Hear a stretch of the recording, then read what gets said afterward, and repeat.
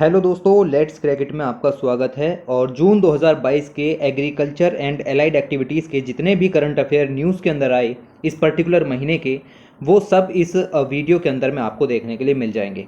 ये आपको इन सभी एग्ज़ामों के लिए हेल्पफुल रहेंगे जिन भी एग्ज़ामों में एग्रीकल्चर से रिलेटेड करंट अफेयर पूछे जाते हैं, चाहे वो वन लीनियर पूछे गए हों या फिर आपके मल्टी लाइनर क्वेश्चन हो, जैसे यूपीएससी में पूछे जाते हैं। आईएएस प्रीलिम्स का एग्ज़ाम उठा करके आप देखिए, उसमें एग्रीकल्चर के क्वेश्चन पूछे जाते हैं।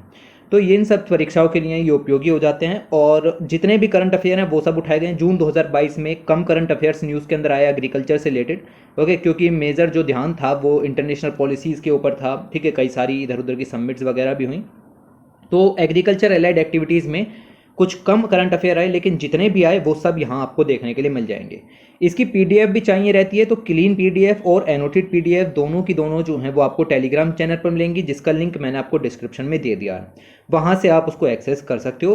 पिछले एक साल की और पड़ी हुई हैं, वहाँ पर ही सब पीडीएफ हैं। सब यूट्यूब चैनल पर प्लेलिस्ट के अंदर सब बना हुआ है, पिछले एक साल के करंट अफेयर मिल जाएंगे। वहाँ से उनको देखो और परीक्षा में बेहतर करके आने की कोशिश की जानी चाहिए। ये सब आपका काम है, ये ज़रूर से करना है। लाइक शेयर सब्सक्राइब ये बहुत ज़रूरी होता है। और इसके बाद चलते हैं अपने अगले आर्टिकल की तरफ। और हाँ, ये कुछ क्वेश्चन वगैरह था यहाँ पर, ठीक है। जैसे एक दो एग्जाम्पल के तौर पर यहाँ पर समझाना चाहूँगा। प्रीलिम्स के अंदर जैसे ये सब चीज़ें पूछी गई 2022 के, और पूछा था कि टी प्रोड्यूसिंग स्टेट कौन से हैं। ठीक है, जनरली पूछा था, जनरली कौन से टी प्रोड्यूसिंग स्टेट माने जाते हैं। तो क्वेश्चन टफ श्रेणी में आता है। ठीक है, आपको एक एक स्टेट पता होगा तब जो है आप जाकर के यहाँ पर करोगे। और ऊपर से इन्होंने जो है वो ये ऑप्शन इस तरीके के दे दिए कि एक सही है, दो सही है, तीन सही है, चार सही है। तो जब तक आपको चारों नहीं पता होंगे तब तक आप कर नहीं पाएंगे।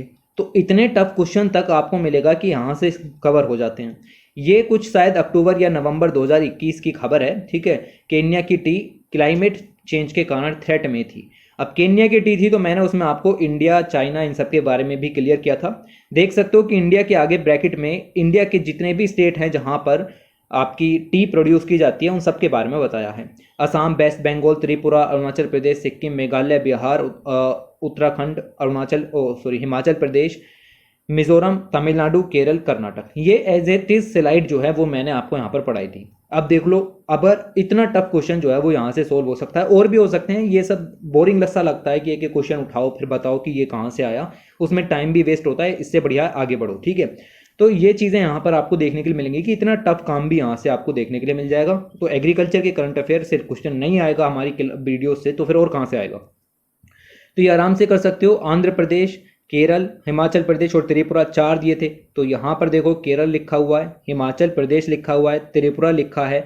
क्या आंध्र प्रदेश लिखा है कहीं? नहीं। अरुणाचल प्रदेश तो लिखा है, आंध्र प्रदेश नहीं लिखा, यानी कि आंध्र प्रदेश नहीं है। इसका आंसर हो जाएगा, तीन ऑप्शन सही हैं सिर्फ, ओनली 3 स्टेट्स। ओके, तो ये इस तरीके का बहुत टफ क्वेश्चन जो है वो आप यहाँ पर से कर पाते। खैर, ये सब तो होता ही रहता है, और क्वेश्चन अगर यहाँ सब जगहों से नहीं आएंगे तो और कहाँ से आएंगे। ओके, उसके बाद WTO की सब मीटिंग यहाँ पर चल रही थी, वर्ल्ड ट्रेड ऑर्गेनाइजेशन की। वर्ल्ड ट्रेड ऑर्गेनाइजेशन की मीटिंग के अंदर फूड सब्सिडीज से रिलेटेड बातें होती रहती हैं। ओके, और हाल ही में इन्होंने जो है वो अपनी मीटिंग यहाँ पर कंक्लूड की। और इस मीटिंग के अंदर बहुत सारे जो ग्रुप्स हैं, स्पेशली डेवलपिंग कंट्रीज़ हैं, उनकी बातों को नहीं सुना गया। ओके, हमारी इंडिया की जो पहुंच थी वो भी यहाँ पर कुछ कम दिखाई दी। हम अपने जो लक्ष्य चाहते थे WTO की मीटिंग से, वो सब जो है वो कुछ हासिल हो पाए, कुछ हासिल नहीं हो पाए, उनको भी देखते हैं। तो ये सब चीज़ें आपको मिलेंगी। द G33 ग्रुप है, उसके अलावा अफ्रीकन ग्रुप एक ग्रुप है, और उसके अलावा ACP यानी कि अफ्रीकन, कैरिबियन और पैसिफिक ग्रुप है। इन सब ने इंडिया के साथ मिलकर के सबमिट किया एक जॉइंट प्रपोजल WTO के अंदर कि जो आपकी फूड सब्सिडी का कैलकुलेशन है उसकी मेथोडोलॉजी सही की जानी चाहिए। इंडिया भारी मात्रा में फूड सब्सिडी देता है क्या नहीं देता है? नेशनल फूड सिक्योरिटी एक्ट का नाम सुना है? नहीं सुना? ठीक है, 1 रुपये 2 रुपये में हम चावल और गेहूं जो है वो यहाँ पर गरीब लोगों को दे रहे हैं। तो वो क्या है? वो फूड सब्सिडी ही तो है। दुनिया भर की कंट्रीज इस चीज़ के ऊपर जो है वो एलिगेशन लगाती हैं इंडिया के ऊपर कि ये गलत है, इस तरीके की फूड सब्सिडीज़ नहीं देनी चाहिए। प्राइस जो हैं वो इधर उधर हो जाते हैं। WTO की प्रेजेंट मेथोडोलॉजी की बात करें तो WTO ने मैंडेट किया हुआ है कि कंट्री की जो फूड सब्सिडी का बिल है वो 10% of the value of production से ज़्यादा नहीं हो सकता। आपने जितना वैल्यू का प्रोडक्शन किया है, लेट से पूरी कंट्री में 100 रुपये का प्रोडक्शन हुआ, तो आप 10 रुपये से ज़्यादा की सब्सिडी नहीं दे सकते, यानी कि 10% ज़्यादा की सब्सिडी नहीं दे सकते। तो ये चीज़ आपको थोड़ी सी पता होनी चाहिए। ये 10% जो सीलिंग है इसको कहा जाता है मिनिमस ओके सपोर्ट, इसका मतलब यह है कि minimal amount of domestic support जो कि एग्रीमेंट ऑन एग्रीकल्चर के अंडर में प्रोवाइड किया जा सकता है। ये 10% सीलिंग इस चीज़ को यहाँ पर दिखाती है। ईआरपी की बात करें तो ये होता है external reference period. External reference period जो है वो एक एवरेज प्राइस होता है based on the base year 1986 से लेकर के 88। इस टाइम पीरियड का जो एवरेज यहाँ पर होगा उसके हिसाब से इन चीज़ों को कैलकुलेट किया जाता है। ERP has not been revised for decades. ERP को कई समय से रिवाइज नहीं किया गया। आप देख सकते हो कि 86 और 88 का प्रोडक्शन यहाँ पर चल रहा है। मतलब आप यहाँ पर समझो कि उस समय क्या प्राइस चल रहे होंगे उसके बेस पर सब्सिडी यहाँ कैलकुलेट की जाती है। तो वो तो मान लो उस समय हम सिर्फ 50 रुपये का ही प्रोडक्शन करते हों तो सब्सिडी हम 5 रुपये की दे पाएंगे, आज भी 5 रुपये की दे पाएंगे क्योंकि 10% सीलिंग उस हिसाब से नापी जा रही है। तो इनको रिवाइज करने की ज़रूरत है। जब हम इनको रिवाइज कर लेंगे तो रिवाइज करने का मतलब है कि अब जो पहले 50 रुपये का आप आंकड़ा लेते थे वो अब आंकड़ा 100 रुपये का हो गया है और हमारी सब्सिडी भी यहाँ पर बढ़ेगी। बात समझ रहे हो? तो ये चीज़ें थोड़ी सी जाननी जरूरी हैं। आपको ध्यान रखना है कि एक्सटर्नल रेफरेंस पीरियड मैकेनिज्म निम्नलिखित में से किस इंस्टीट्यूट के अंदर में वर्क करता है? तो WTO के अंदर में ये वर्क करता है। This method fails to take into account the high inflation level. इसके अलावा हाई इन्फ्लेशन लेवल को भी इसने इग्नोर किया हुआ है, यानी कि इस मेथड को रिवाइज करने की जरूरत है। इस बात को हमने यहाँ पर कहा। इसके अलावा यूपीएससी ने प्रीलिम्स में क्वेश्चन भी पूछा है कि एम्बर बॉक्स, ब्लू बॉक्स और ग्रीन बॉक्स न्यूज़ के अंदर टर्म्स रहती हैं। ये टर्म्स किस चीज़ से एसोसिएटेड हैं, किस ऑर्गेनाइजेशन से एसोसिएटेड हैं? तो WTO से एसोसिएटेड हैं। इसके अलावा ग्रीन बॉक्स क्या होता है, एम्बर बॉक्स क्या होता है, ब्लू बॉक्स क्या होता है, ये सब भी मैंने आपको स्लाइड में डाला है। वैसे इसके बारे में मैंने काफ़ी अच्छी तरीके से डिटेल में समझाया हुआ भी है। ओके, तो अलग अलग तरीके की सब्सिडी बॉक्स हैं ये। मतलब किसी के अंदर आप कोई सब्सिडी प्रीफर कर सकते हो, किसी के अंदर कोई सब्सिडी दे सकते हो, और कुछ के अंदर जो सब्सिडीज़ हैं वो यहाँ पर बैन भी हैं। ओके, मतलब उन चीज़ों पर आप सब्सिडी यहाँ पर नहीं दे सकते। तो ये चीज़ें आपको यहाँ पर देख करके चलनी है। एक इसी तरीके से होता है special and differential treatment box. It comprises of investment subsidies like tractor पर सब्सिडी है या पंप सेट पर सब्सिडी है, agriculture input services like fertilizer, इन सब पर जो सब्सिडी है, इन्वेस्टमेंट सब्सिडीज़ हैं वो यहाँ पर आ जाती है। इन्वेस्टमेंट मतलब जो एग्रीकल्चर में इन्वेस्टमेंट हो रहा है उस पर सब्सिडीज जो यहाँ पर दी जाती है। SDT यानी special and differential treatment box subsidies can be given by only developing and low income countries. तो ये प्रिविलेज जो है वो आपका सिर्फ और सिर्फ डेवलपिंग कंट्रीज को ही उपलब्ध है। Developed countries special and differential treatment box को यूज़ नहीं कर सकती। ये सब्सिडीज यूज़ करने का जो केवल अधिकार है वो सिर्फ और सिर्फ डेवलपिंग कंट्रीज़ के ऊपर में ही है। तो ये कुछ पॉइंट्स यहाँ पर होने चाहिए। इसके अलावा WTO की जो मिनिस्ट्रियल कॉन्फ्रेंस यहाँ पर हो रही है उसके अंदर में डेवलपिंग कंट्रीज़ कुछ चाहती हैं, डेवलप्ड कंट्रीज़ कुछ चाहती हैं। तो इसको भी देखते हैं कि डेवलपिंग कंट्रीज़ क्या चाहती हैं। एग्रीकल्चर सब्सिडी के ऊपर सब्सिडीज़ को कैलकुलेट करने का नया मेथड इंडिया जैसी कंट्रीज़ जो हैं वो चाहती हैं, जैसा कि मैंने आपको बताया।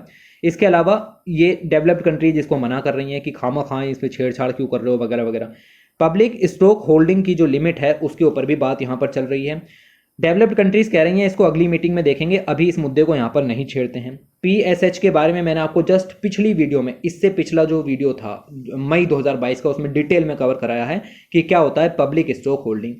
तो ये पब्लिक स्टॉक होल्डिंग के अंदर डेवलपिंग कंट्रीज़ कह रही हैं कि allow food grain export from PSH for international food aid. देखो, हर एक कंट्री का अपना खुद का पब्लिक स्टॉक होल्डिंग होता है जो कि वो पब्लिक एट लार्ज के लिए रखती है ताकि इमरजेंसी सिचुएशन में पब्लिक को दिया जा सके। इंडिया के पास भी है और कंट्रीज़ के पास भी है। डेवलपिंग कंट्रीज़ कह रही हैं क्योंकि पूरी दुनिया में इस टाइम फूड इनसिक्योरिटी बनी हुई है तो सभी कंट्रीज़ को अपना जो PSH का कोटा है उसको बाहर निकालना पड़ेगा, उसमें जो फूड ग्रेन रखे हुए हैं उसको एक्सपोर्ट करना पड़ेगा। तो ये बेसिकली एक तरीके का पॉलिसी टूल है जो कि गवर्नमेंट्स के द्वारा यूज़ किया जाता है to purchase, stock pile and distribute food when needed. तो इमरजेंसी कंडीशंस के लिए यहाँ पर है। फिर WTO आपकी food subsidy agreement on agriculture को तो देखता ही है, उसके अलावा ट्रिप्स वेवर की भी बात की जा रही है। जो वैक्सीन्स यहाँ पर हैं या थ्योरोपेटिक्स हैं उस पर ट्रिप्स वेवर दिया जाना चाहिए। मतलब कंपनीज को उस पर जो पेटेंट राइट्स हैं वो सब ना दिए जाएं ताकि दवाई अफोर्डेबल कॉस्ट पर मिलती रहे और डेवलपिंग कंट्रीज़ को भी फ़ायदा यहाँ पर होता रहे। वरना ना तो हमें टेक्नोलॉजी मिलेगी और दवाइयाँ भी भारी कॉस्ट पर मिलेगी। तो हम यही कह रहे हैं कि उनको IP यानी कि राइट्स जो हैं वो अभी ना दिए जाएं। लेकिन जो डेवलप्ड कंट्रीज़ हैं वो कह रहे हैं कि राइट्स मिलने चाहिए और एक्सपोर्ट रेस्ट्रिक्शंस भी कुछ कुछ होनी चाहिए, साथ ही साथ मार्केट एक्सेस इंक्रीज़ होनी चाहिए। इन लोगों का कहना है कि रिसर्च एंड डेवलपमेंट हमने किया है, वैक्सीन जो हैं वो हमने क्रिएट की हैं, थेरोपेटिक्स हैं, ये सब चीज़ें हैं, ये सब चीज़ों पर कह सकते हैं कि हमारा अधिकार होना चाहिए, इसलिए मिलना चाहिए। तो ये कुछ चीज़ें निकल करके आती हैं। ऐसे ही फिश सब्सिडी के ऊपर चर्चा हुई, और फिर फिश सब्सिडी के अंदर डेवलपिंग कंट्रीज़ ये चाहती हैं कि पुअर जो नेशंस हैं उनको एग्जेम्प्ट किया जाना चाहिए सब्सिडी कट से, if not doing distant water fishing. तो ये मुद्दा मैं अभी समझाऊंगा कि ये क्या चल रहा है, ठीक है। अभी हम इसको देखेंगे तो चीज़ें और क्लियर होंगी। EU and US against blanket exemption of the developing countries, मतलब फूड सब्सिडी पर इतना ज़्यादा एग्जम्पशन नहीं देना कि उसकी डेस्ट्रक्टिव फिशिंग जो है वो शुरू हो जाए, मतलब अनसस्टेनेबल तरीके से फिशिंग शुरू हो जाए। इन चीज़ों के ऊपर बात यहाँ पर चल रही है। WTO रिफॉर्म की बात हो रही है। डेवलपिंग कंट्रीज़ कहती हैं कि जो कंसेंसस प्रिंसिपल्स हैं या फिर साइंस है, ये सब चीज़ें हैं। इसके अलावा ये जो आपका है स्पेशल डिफरेंशियल ट्रीटमेंट, ये सब चीज़ों पर सुधार होने चाहिए थोड़े से। और लेकिन डेवलप्ड कंट्रीज़ जो हैं वो इस चीज़ को कहते हैं कि प्राइवेट सेक्टर के पार्टिसिपेशन को अलाउ किया जाए और WTO कंसेंसस प्रिंसिपल जो है उसको ख़त्म किया जाए। तो ये सब कुछ मुद्दे उभर करके आ रहे हैं। खैर, इन सब मुद्दों के अलावा ये तो पहले थी, लेकिन एक्चुअल में हुआ क्या क्या। तो WTO की मिनिस्ट्रियल कॉन्फ्रेंस हुई 12 नवंबर की, जेनेवा पैकेज वहाँ से लॉन्च किया गया, क्योंकि मीटिंग जो है वो जेनेवा के अंदर हुई। ये एक्चुअल चीज़ें हैं जो हुई, ये आपको याद रखनी है। ये आप ना याद रखो तो भी चलेगा। बात समझ में आई? तो ये कुछ चीज़ें हैं जो आपको याद रखनी है, क्योंकि एक्चुअल में हुई हैं। तो WTO की मिनिस्ट्रियल कॉन्फ्रेंस में क्या क्या चीज़ें निकल करके आई, उनको हम यहाँ पर ऑब्जर्व करते हैं। इंडिया ने सक्सेसफुली मैनेज किया कि कार्व आउट करेंगे an agreement on eliminating subsidies to those engaged in illegal, unreported and unregulated fishing. जितने भी लोग अनरेगुलेटेड फिशिंग कर रहे हैं या अनरिपोर्टेड फिशिंग कर रहे हैं या इलीगल तरीके से फिशिंग में जो है वो इन्वॉल्व हैं, उनको सब्सिडी नहीं दी जाएगी, सब्सिडी एलिमिनेशन किया जाएगा। The only exception for continuing subsidy for overfished stock, अगर ओवरफिश्ड स्टॉक किया है तब आपको यहाँ पर सब्सिडी मिल सकती है, लेकिन अगर आपने अनरेगुलेटेड तरीके से, अनरिपोर्टेड तरीके से या इलीगल तरीके से जो फिशिंग की है तो आपको सब्सिडीज जो है वो नहीं मिलेंगी। ओके, तो ये हमें यहाँ पर जो है वो WTO के अंदर में स्वीकार करवा लिया। There would be no limitation on subsidy granted और मेंटेन्ड बाय डेवलपिंग और least developed countries for fishing within their exclusive economic zones. अगर अपने ही एक्सक्लूसिव इकोनॉमिक जोन के अंदर में फिशिंग कर रहे हैं, डेवलप्ड कंट्रीज नहीं, सॉरी, डेवलपिंग कंट्रीज हैं या फिर लीस्ट डेवलप्ड कंट्रीज हैं, तो सब्सिडी ग्रांट पर कोई लिमिटेशन नहीं होगी। आप जितनी चाहो उतनी सब्सिडी दे सकते हो। हाँ, फिशिंग सिर्फ और सिर्फ एक्सक्लूसिव इकोनॉमिक जोन्स के अंदर होनी चाहिए।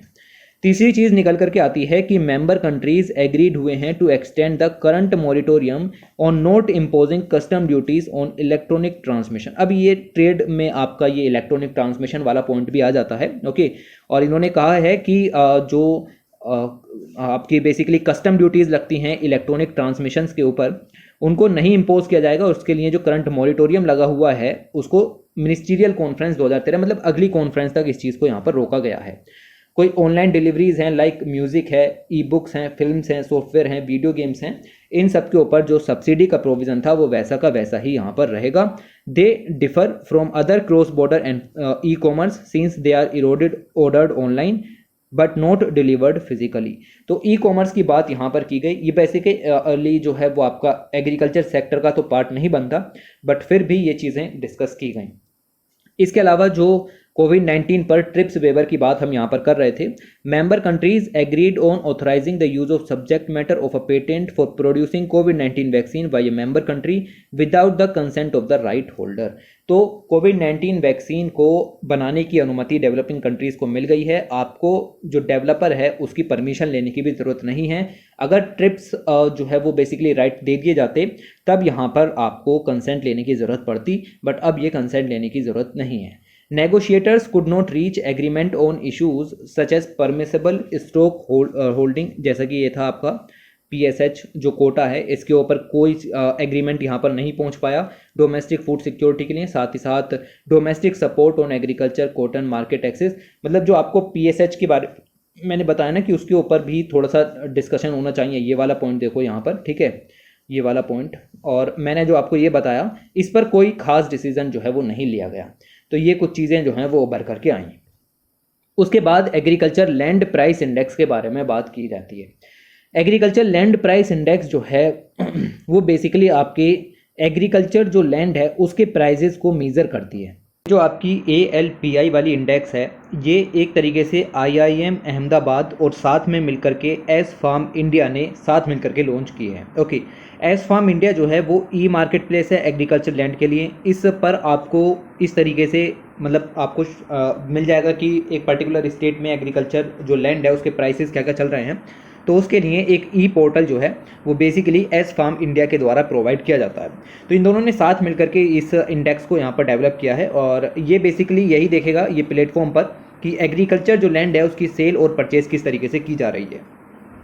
ALPI विल रिकॉर्ड और प्रेजेंट क्वालिटी कंट्रोल डाटा। ये सब क्वालिटी कंट्रोल डाटा आपको मिलेगा कि कंट्री के अंदर जो एग्रीकल्चर लैंड है उसके प्राइसेस किस तरीके से मूव हो रहे हैं, और ये जो प्राइस मूवमेंट है ये आपको देखने के लिए मिलेगी एस फार्म इंडिया के पोर्टल पर। ओके, तो इन दोनों ने साथ मिलकर के डेवलप किया है। तो ये एक तरीके से रिलायबल सोर्स यहाँ पर उभर करके आएगा in benchmarking land price in rural और सेमी अर्बन एरिया, और साथ ही साथ ये जो रियल एस्टेट सेक्टर है उसमें भी मदद करेगा एग्रीकल्चर जो लैंड है उसके प्राइसेस को मापने के लिए। ओके, तो आप देखो कि हाल ही में रिलीज़ की गई तो ये पता चला कि कर्नाटक जो है वो टॉप पर आ रहा है एग्रीकल्चर लैंड प्राइसेस के अंदर। फिर आंध्र प्रदेश है, उत्तर प्रदेश है, पिछले 3-4 सालों से एक जैसी रैंकिंग ये रखे हुए हैं। तेलंगाना जो पहले चौथे नंबर पर चलता था अब 5वें नंबर पर इस टाइम है एग्रीकल्चर लैंड प्राइसेस के अंदर। तो इस तरीके से दी गई हैं। ये सब याद रखने की जरूरत नहीं, बट इतना जरूर याद रखना कि IIM अहमदाबाद और एस फार्म इंडिया ने साथ में मिलकर के इस काम को किया है। उसके बाद अगर हम देखें तो ministry of health and family welfare ने रिलीज़ की है FSSAI की 4th state food safety index. हर साल इसको पढ़ाया जाता है। अब ये 4th हो गई, पहले 3rd थी, फिर 2nd थी। ओके, तो ये 4th नंबर की यहाँ पर निकल करके आई है। तो वर्ल्ड फूड सेफ्टी डे के अवसर पर जो है वो इसको रिलीज़ किया गया यहाँ पर, और ये रिलीज़ की गई आपको पता होना चाहिए जो food safety standards authority of India है उसके द्वारा। थीम जो आपकी वर्ल्ड फूड सेफ्टी डे की 2022 की थी वो थी आपकी सेफर फूड बेटर हेल्थ। ये थीम पूछ ली जाती हैं कभी कभी। और ये जो इंडेक्स है ये 5 पैरामीटर के ऊपर है, तो बड़े जो एग्जाम्स हैं उसके अंदर पैरामीटर भी पूछ सकते हैं कि किस किस पैरामीटर के बेस पर ये इंडेक्स जो है वो लॉन्च की जाती है, जैसे PCS में पूछ सकते हैं। ओके, तो food safety are human resource and institutional data, compliance, food testing facility, training and capacity building, और साथ ही साथ कंज्यूमर एम्पावरमेंट। तो ये पांचों जो हैं वो आपको जो है वो याद रखने हैं। Human resource and institutional data, compliance, food testing facility, training and capacity building and consumer empowerment. Okay, तो की फाइंडिंग मिली। चौथी जो रिपोर्ट यहाँ पर रिलीज़ की गई, इंडेक्स रिलीज़ की गई, उसकी अंदर देखें तो तमिलनाडु ने इंडेक्स को टॉप किया है, गुजरात और महाराष्ट्र दूसरे तीसरे नंबर पर आए। इस छोटे स्टेट्स में बात करें तो गोवा पहले नंबर पर है, फिर मणिपुर और सिक्किम आते हैं। यूटीज़ में जम्मू एंड कश्मीर ने टॉप किया है, फिर दिल्ली और चंडीगढ़ आते हैं। तो टॉप 3 आपको याद रखने होंगे ये। ओके, क्योंकि भारी क्वेश्चन निकलने के चांसेस बन जाते हैं। फिर मैरिजुआना जिसको कैनाबीस भी कहते हैं वो न्यूज़ के अंदर आ गया, और यहाँ पर जो थाईलैंड है वो पहला एशियन कंट्री बन गया है जिसने मैरिजुआना और कैनाबीस को लीगलाइज यहाँ पर कर दिया है। ओके, तो ये बेसिकली याद रखना कि किस कंट्री ने हाल ही में मैरिजुआना को लीगलाइज किया है, तो थाईलैंड ने किया है। और कैनाबीस जो बेसिकली एक तरीके का प्लांट है जो कि मेडिकल ड्रग बनाने में इस्तेमाल होता है, और इसके अंदर 120 से ज़्यादा एक्टिव इंग्रेडिएंट होते हैं जिनको कैनाबिनोइड्स कहा जाता है। ओके, इंग्रेडिएंट हैं जो कि कैनाबीस के अंदर में पाए जाते हैं, तो इसको आप ये नाम दे देते हैं। मोस्ट एवेंडेंट जो हैं वो हैं आपके कैनाबिडोडल CBD या फिर डेल्टा 9THC। नाम याद रखने की जरूरत नहीं है क्योंकि बहुत ज़्यादा डिटेल में हो गया कि कैनाबीस और उसके अंदर में 120 एक्टिव इंग्रेडिएंट, और उन 120 में से भी आप 2 के नाम याद रखो, दिस इज़ नॉट पॉसिबल। लेकिन हाँ, नज़र में रहेगा तो कभी कुछ हो गया तो याद रहेगा। सम जो आपके कैनाबिनोइड्स हैं यानी कि एक्टिव इंग्रेडिएंट हैं वो यूफोरिक या साइको एक्टिव इफेक्ट यहाँ पर जो है वो रखते हैं, मतलब इनके दिमागी जो इफेक्ट हैं वो भी देखने के लिए मिलते हैं। जैसे इनमें से एक जो है वो आपका THC है, ये दोनों के दोनों इफेक्ट यहाँ पर दिखाता है। तो मैरिजुआना को इस तरीके से आप जो है वो यहाँ पर देखोगे। कैनाबीस ड्राइव ड्रग जो हैं इंडिया के अंदर वो अनअवेलेबल हैं और उनको इलीगल तरीके से ही मतलब बेचा जाता है। वैसे इंडिया ने इसको इलीगल जो है वो यहाँ पर करार दे दिया है, and can not be prescribed by the doctor, लेकिन थाईलैंड ने इसको लीगलाइज कर दिया है। इंडिया में ये लीगलाइज नहीं है, ये इलीगल है, याद रखिएगा अभी। उसके बाद ब्राउन कॉटन न्यूज़ के अंदर आ गई। ब्राउन कॉटन जो है बेसिकली इसको कांडू भी कहते हैं। ओके, और कर्नाटक में लोकल वैरायटी है कॉटन की, और इसका जो कलर है वो है आपका नेचुरल ब्राउन कलर। तो कॉटन जो है वो ब्राउन कलर की मिलेगी। Brown cotton rain fade varieties में होती है। कर्नाटक का आपको पता है कि रेन फेड एरिया में पड़ता है, और रेन फेड एरिया जो है वो बेसिकली ओरोजेनिक जो रेनफॉल होती है उसके कारण यहाँ पर जो क्रिएट हो जाता है ना एरिया, उसको कहते हैं रेनफेड एरिया। और वहाँ पर जो कॉटन उग रही है उसको रेनफेड वैरायटी ऑफ कॉटन कहेंगे, और सदर्न इंडिया के एनवायरनमेंट के हिसाब से कर्नाटक में उगती है। ये सारे पॉइंट आप याद रखोगे। Naturally grown brown cotton are pest and drought resistance, इन पर पेस्ट का कोई असर नहीं होता, ड्रोट्स का कोई भी असर नहीं होता। और with brown cotton entire dyeing process is eliminated, dyeing treatment are limited, मतलब डाइंग वगैरह नहीं करनी पड़ती क्योंकि ब्राउन रंग पहले से ही कॉटन को मिला हुआ है, तो आपको कॉटन को रंग देने की जरूरत नहीं है। बेसिकली आपने देखा होगा वाइट कॉटन होती है तो उसको रंग देना पड़ता है, तो उसमें डाइंग वगैरह करनी पड़ती है, लेकिन यहाँ पर पहले से ही रंग मिला हुआ है ब्राउन कलर का नेचुरल, तो आपको डाई करने की ज़रूरत नहीं है। और जब डाई करने की ज़रूरत नहीं है तो पानी की वेस्टेज भी कम होती है, वो जो आपका वेस्ट वाटर है वो भी कम जनरेट होता है, और केमिकल्स का भी कम कंजम्पशन देखने के लिए मिलता है। तो ये नेचुरल यहाँ पर आपको फिनोमिना मिल जाएगा। फैब्रिक जो है वो एलर्जिक भी नहीं है, मतलब आप अगर इसका बनाया हुआ कोई भी कपड़ा पहनते हो तो एलर्जी वगैरह के चांसेस नहीं रहते, और साथ ही साथ यूवी प्रोटेक्शन प्रॉपर्टीज़ भी इसके अंदर में यहाँ पर होती हैं। तो ये काफ़ी इंपॉर्टेंट पूरा का पूरा पॉइंट है। पूछेगा निम्नलिखित में से कौन सा कथन ब्राउन कॉटन के बारे में सही है या नहीं है, तो ये सब पॉइंट्स पता होने चाहिए। उसके बाद centre confident on fortified rice stocks benefit outweigh harms food secretary. तो यहाँ पर फूड सेक्रेटरी आई निकल करके ऑफिस से, और उन्होंने ये कहा कि हम बायो फोर्टिफिकेशन करना चाहते हैं राइस का। बायो फोर्टिफिकेशन मैंने आपको 1000 बार बताया होगा। बायो फोर्टिफिकेशन मतलब कि कोई भी आपकी एग्रीकल्चर प्रोड्यूस है उस प्रोड्यूस के अंदर में जो माइनर मिनरल्स हैं या विटामिन्स हैं उनको आर्टिफिशियली ऐड करना, इस प्रोसेस को बायो फोर्टिफिकेशन कहा जाता है। राइस वगैरह उग रहे हैं उसमें जिंक की कमी हो सकती है, उसमें फोलिक एसिड की कमी हो सकती है, तो उन सबको हम आर्टिफिशियली ऐड करते हैं, और this process is called bio fortification. Bio fortification के जरिए न्यूट्रिशनल सिक्योरिटी हासिल की जा सकती है। तो न्यूट्रिशनल सिक्योरिटी के लिए बायो फोर्टिफिकेशन जरूरी है, लेकिन कुछ साइंटिस्ट कह रहे थे कि इसके हार्म बहुत ज़्यादा होते हैं।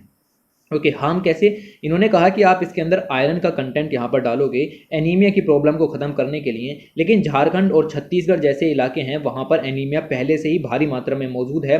तो अगर वहाँ पर ये बायो फोर्टिफिकेशन वाला जो अनाज है, स्पेशली राइस, वो अगर वहाँ पर डिस्ट्रीब्यूट किया गया तो वहाँ अनीमिया जो है वो और ज़्यादा यहाँ पर बढ़ जाएगा और सिकल सेल अनीमिया का रूप यहाँ पर ले लेगा। तो ये कुछ चिंताएं जो हैं वो यहाँ पर जताई जा रही थी, लेकिन फूड सेक्रेटरी ने कहा कि टेंशन मत लो, चिंताएं कम है, फ़ायदे ज़्यादा हैं। फ़ायदे मैंने आपको बताया कि पूरे जो इंडिया है उसकी न्यूट्रिशनल सिक्योरिटी हासिल करने के लिए। तो सेकंड फेज़ बेसिकली ये यहाँ पर रिलीज़ कर रहे हैं फोर्टिफाइड राइस डिस्ट्रीब्यूशन का, और राइस को जो है वो पब्लिक डिस्ट्रीब्यूशन सिस्टम के जरिए अब बांटा भी जा रहा है। तो ये सेकंड फेज इसका यहाँ पर है, और इसके लिए कॉम्प्रिहेंसिव अवेयरनेस प्रोग्राम भी लॉन्च किए हैं कि जो इससे रिलेटेड मिथ्स हैं उनको ख़त्म किया जाए, और फोर्टिफिकेशन जो राइस है उसको अपनाया जाना चाहिए। Fortified rice distribution public distribution system के अंदर अक्टूबर 2021 में बंटना शुरू हुआ था, और इंटीग्रेटेड चाइल्ड डेवलपमेंट सर्विसेज है या स्कूलों के अंदर जो मिड डे मील स्कीम चलती है जिसको पोषण शक्ति निर्मल कहते हैं, ओके, या फिर पीएम पोषण स्कीम है, इन सभी के अंदर में जो राइस दिया जा रहा है वो बायो फोर्टिफाइड राइस है। तो ये कुछ चिंताएं, कुछ हार्म जो यहाँ पर बताए गए, लेकिन फूड सेक्रेटरी जी ने कहा कि हार्म कम है, बेनिफिट ज़्यादा हैं, इसलिए इसको अपनाना पड़ेगा। उसके बाद आगे चलते हैं, और हरियाणा ने ग्रांट कर दिया है no objection certificate for field trials of BT cotton variety. Haryana के अंदर बीटी कॉटन वैरायटी का फील्ड ट्रायल करना है तो कर सकते हैं, कोई भी ऑब्जेक्शन उसके ऊपर नहीं उगाया जाएगा, कोई भी ऑब्जेक्शन जो है वो यहाँ पर नहीं होगा, ठीक है। तो ये किसने किया है? हरियाणा की सरकार ने, वेरी वेरी इंपॉर्टेंट। और हरियाणा की सरकार ने नो ऑब्जेक्शन सर्टिफिकेट इशू कर दिया है, और ये जो बेसिकली वैरायटी है ना बीटी कॉटन की, this is called BG2RRF। Just एक निगाह मार लो, याद रखने की जरूरत नहीं है। ये हर्बिसाइड टॉलरेंट है और इंसेक्ट रेजिस्टेंस वैरायटी है बीटी कॉटन की, मतलब इनमें बीमारियां नहीं लगती। रेजिस्टेंस का मतलब होता है कि ये कोई प्रतिक्रिया नहीं देंगी, आप पेस्ट वगैरह कोई हमला होगा कोई फर्क नहीं पड़ेगा, सही से काम चलता रहेगा। सो फार इंडिया ने BG1 BG2GM ये भी दो वैरायटी हैं बीटी कॉटन की, इन कॉटन को कमर्शियली यूज़ के लिए अलाउ किया है पूरे इंडिया ने, लेकिन जो BG2RRF है इसके अब ये पेंडिंग स्टेज में है, तो इस पर फील्ड ट्रायल होने बहुत ज़रूरी हैं। तो इस समय अगर हम देखें तो इसके फील्ड ट्रायल के लिए हरियाणा ने मंजूरी दे दी है। करंटली जो BG2 RRF है जिसके लिए अभी मंजूरी मिली है वो हमें डिवास्टेटिंग पेस्ट अटैक से यहाँ पर प्रोटेक्शन देता है, यानी कि पेस्ट रेजिस्टेंस है। ओके, ये चीज़ें ध्यान रखना। और अमेरिकन बोलवॉर्म जो यहाँ पर है वो अगर आ जाता है तो इस पर वैरायटी पर कोई भी असर नहीं पड़ेगा। This is called American bollworm resistance. Okay, तो ये चीज़ यहाँ पर डेवलप कर जाएगी। उसके बाद अगर हम बात करें तो शुगर प्रोडक्शन में महाराष्ट्र टॉप पर आ गया है इंडिया के अंदर। तो महाराष्ट्र जो है आप देखोगे कि become the India's top sugar producer after a 5 year gap, और इन्हें यूपी को यहाँ पर पीछे छोड़ दिया। ड्यूरिंग द करंट सीजन 2021-22 में स्टेट जो है वो हाईएस्ट केन प्रोडक्शन के मामले में आगे आया और शुगर का भी हाईएस्ट उत्पादन इन्होंने यहाँ पर किया। पिछले कुछ सालों के यहाँ पर मैंने ग्राफ भी बनाया है। ग्राफ को अगर ढंग से ऑब्जर्व करोगे तो आपको पता लगेगा, पहले 2 स्टेट में देखो, महाराष्ट्र एंड उत्तर प्रदेश के बीच में, तो 2016-17 के बाद से सिनेरियो चेंज हो गया था। ये सब इतना डाटा देखो, ये 5 साल का डाटा यहाँ पर है 2020-21 तक का। इस पूरे के पूरे बॉक्स के अंदर जो मैंने अभी अभी क्रिएट किया, उत्तर प्रदेश महाराष्ट्र से हमेशा आगे रहा। इससे पहले ये वाला जो बॉक्स था इसमें महाराष्ट्र हमेशा आगे रहा, और अब महाराष्ट्र ने 2021-22 में फिर से आगे यहाँ पर आ गया है। तो 5 साल का ये जो गैप था जिसमें उत्तर प्रदेश ने महाराष्ट्र को पछाड़ा था, लेकिन अब जो है वो महाराष्ट्र उत्तर प्रदेश को पछाड़ करके टॉप पर आ गया। तो याद रखना है 5 साल के बाद ये काम यहाँ पर हुआ है। इसके अलावा ऐसी और भी खबरें जाननी है तो ये डाउन टू अर्थ की स्पेशल सीरीज़ चलती है, बहुत टॉप की सीरीज़ है ये, बहुत अच्छा रेस्पॉन्स भी इस पर आता है, तो ये देख लिया करो। फिर वर्ल्ड मिल्क डे की बात करते हैं। एनुअली ऑब्जर्व किया जाता है अक्रॉस द ग्लोब 1 जून को। ओके, और 1 जून को ऑब्जर्व किया जाता है। ये कुछ छोटी छोटी चीज़ें हैं वर्ल्ड मिल्क डे। ओके, तो फैक्ट होते हैं, ये रटे जाते हैं, इनको याद नहीं किया जाता। ओके, और ये यही बताता है बेसिकली, इस चीज़ के ऊपर अवेयरनेस फैलाने के लिए है कि मिल्क और डेयरी प्रोडक्ट का आपकी ज़िंदगी में बहुत महत्व है। इससे बहुत सारे लोगों को लाइवलीहुड अपॉर्चुनिटीज़ भी मिलती हैं और न्यूट्रिशन भी मिलता है। ये हर साल मनाया जाता है फूड एंड एग्रीकल्चर ऑर्गेनाइजेशन के द्वारा। 2022 में जो बेसिकली इसकी थीम थी वो इस चीज़ के ऊपर थी कि जो वर्क है, the work being done to accelerate climate action and help reduce the impact of dairy industry on the planet. तो डेयरी इंडस्ट्री से आपको पता है कि भारी मात्रा में CH4 का इमिशन यहाँ पर होता है वातावरण के अंदर, और CH4 एक पोटेंशियल ग्रीन हाउस गैस है। CO2 के मुकाबले 90% तक पावरफुल ग्रीन हाउस गैस यहाँ पर हो जाती है, 90 गुना। ठीक है, 90 गुना ज़्यादा। वैसे 86 है आंकड़ा असली, लेकिन आपको पता होना चाहिए कि CH4 CO2 के मुकाबले 86 गुना ज़्यादा हीट को एब्जॉर्ब यहाँ पर करती है, जिससे ग्लोबल वार्मिंग यहाँ पर बढ़ जाती है। और CH4 डेयरी इंडस्ट्री से निकलती है, ये आपकी जो बेसिकली मवेशी होते हैं उनसे निकलती है। ओके, और उनके पेट में जो प्रोसेस होती है ना फर्मेंटेशन वगैरह की, उसके जरिए ये सब चीज़ें यहाँ पर निकलती हैं। फिर राइस फील्ड वगैरह से भी आती हैं, वो एग्रीकल्चर का पार्ट हो गया। दिस इज़ हम इस समय बात कर रहे हैं डेयरी इंडस्ट्री के बारे में। तो इसके इम्पैक्ट को कैसे कम किया जा सकता है, ऐसी थीम लेकर के वर्ल्ड मिल्क डे जो है वो यहाँ पर मनाया गया। इसके बाद इंटरनेशनल डे सेलिब्रेट किया गया for fight against illegal, unreported and unregulated fishing. अभी अभी देखा कि अनरेगुलेटेड फिशिंग, अनरिपोर्टेड और इलीगल फिशिंग के बारे में सब्सिडी देने से लिए WTO के अंदर बात हुई और मना कर दिया गया कि इनको सब्सिडी नहीं दी जाएगी जिसने भी इस तरीके से फिशिंग यहाँ पर की। तो यूनाइटेड नेशन इस डे को ऑब्जर्व करता है। तो ये यही अवेयरनेस के लिए डे है कि फ़िशिंग किसी भी तरीके से अनरेगुलेटेड नहीं होनी चाहिए, इलीगल नहीं होनी चाहिए और अनरिपोर्टेड भी नहीं होनी चाहिए। मतलब करनी है तो सही से करो, वरना मत करो। फिशिंग एनुअली ऑब्जर्व, मतलब ये डे जो है वो 5 जून को यहाँ पर ऑब्जर्व किया जाता है, और ये बताता है कि फ़िश एक इम्पोर्टेंट कमोडिटी है, इससे फूड सिक्योरिटी हासिल होती है और लोगों को जो लाइवलीहुड अपॉर्चुनिटीज़ हैं वो भी यहाँ पर मिलती हैं।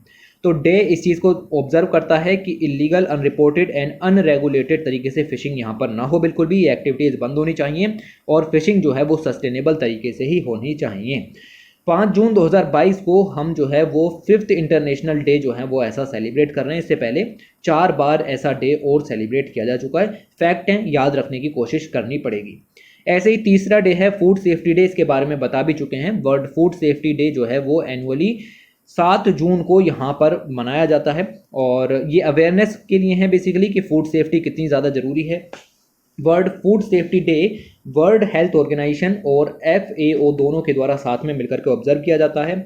2022 की जो थीम थी वो थी आपकी सेफर फूड बेटर हेल्थ, अभी अभी डिस्कस की। और ये जो है वो स्लोगन भी दिया गया है, फूड सेफ्टी एवरीवन। ओके, तो एवरीवन्स रेस्पॉन्सिबिलिटी के रूप में ये चीज़ें उभर करके आती हैं। तो ये चीज़ें थोड़ी सी जान करके आपको रखना है कि फूड सेफ्टी डे 7 जून को मनाया जाता है और ऐसे ऐसे काम चलता है। उसके बाद अगर हम यहाँ पर आगे बात करें तो union minister of fisheries, animal husbandry and dairying, जिनका नाम है परषोत्तम रूपाला, इन्होंने लॉन्च किया है एक तरीके का management information system that is cold MIS।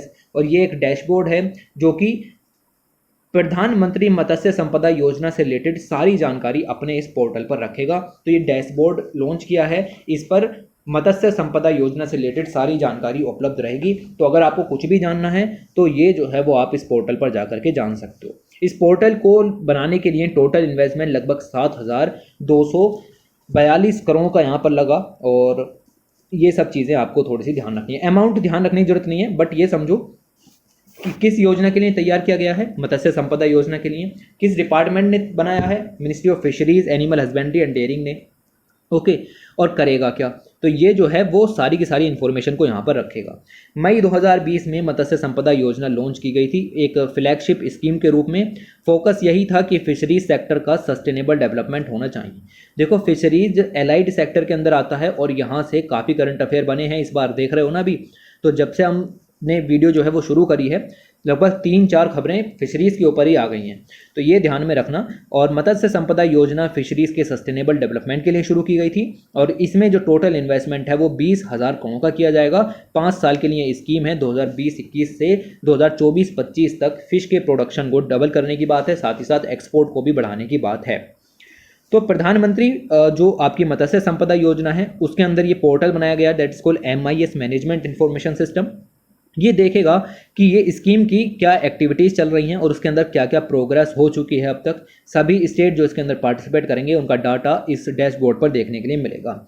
तो डिसीजन मेकिंग में भी हमारी मदद करेगा। देखो, पता चला कि इस पर्टिकुलर स्टेट के अंदर सस्टेनेबल तरीके से फिशरीज नहीं हो रही है, तो उस पोर्टल पर देख करके ये चीज़ें पता लग जाएंगी और फिर हम तरीके से इंटरवेंशन ले सकते हैं।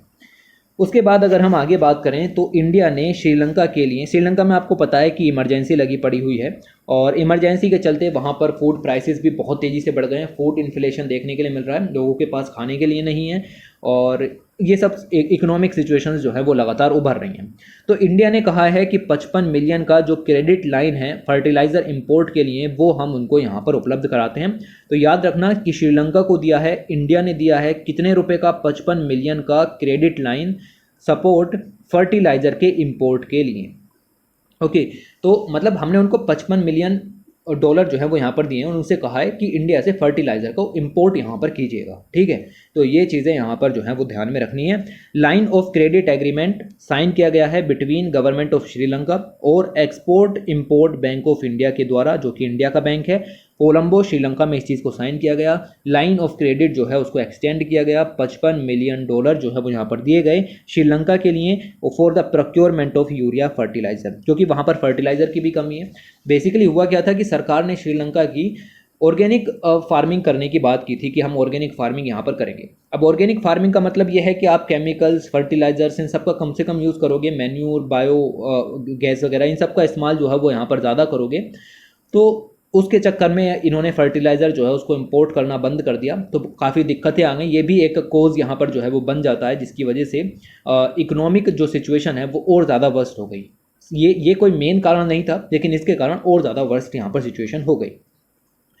तो urgent request I government of Sri Lanka से इकोनॉमिक क्राइसिस के चलते, तब हमने ये काम जो है वो यहाँ पर किया। The Sri Lankan government and Exim bank, इन दोनों ने यहाँ पर इस काम को किया और बेसिकली प्रोक्योरमेंट प्रोसीजर कंप्लीट किए गए। यूरिया सप्लाई जो है वो श्रीलंका तक पहुँच जाएगी छोटे समय में। और ये जो यूरिया फर्टिलाइज़र है ये श्रीलंका के लिए इस समय काफ़ी इंपॉर्टेंट है, क्योंकि वहाँ पर पैडी ग्रोइंग सीजन जो है वो स्टार्ट होने वाला है। यहाँ पर आप देखोगे कि जैसे इंडिया में राबी, खरीफ होते हैं ना, ऐसे ही श्रीलंका के अंदर याला सीज़न होता है और उस याला सीज़न के अंदर पैडी को उगाया जाता है और उसमें यूरिया फर्टिलाइज़र की ज़रूरत पड़ेगी। इंडिया ने इसके लिए जो आपके 55 मिलियन क्रेडिट ऑफ लाइन यहाँ पर दी है। उसके बाद आगे बात करते हैं, स्पाइसेस बोर्ड न्यूज़ के अंदर भी यहाँ पर आ गया। स्पाइसेस बोर्ड ने जो आपकी बेसिकली टर्म ऑफ अंडरस्टैंडिंग है उसको साइन किया है। बेसिकली आप एमओयू का हो, कोऑपरेशन का हो, कुछ भी कहो, वो फर्क नहीं पड़ता। स्पाइसेस बोर्ड ने किसके साथ में कोऑपरेशन किया है? फ्लिपकार्ट के साथ में। और ये जो फार्मर्स हैं उनको मार्केट की एक्सेस कराएगा।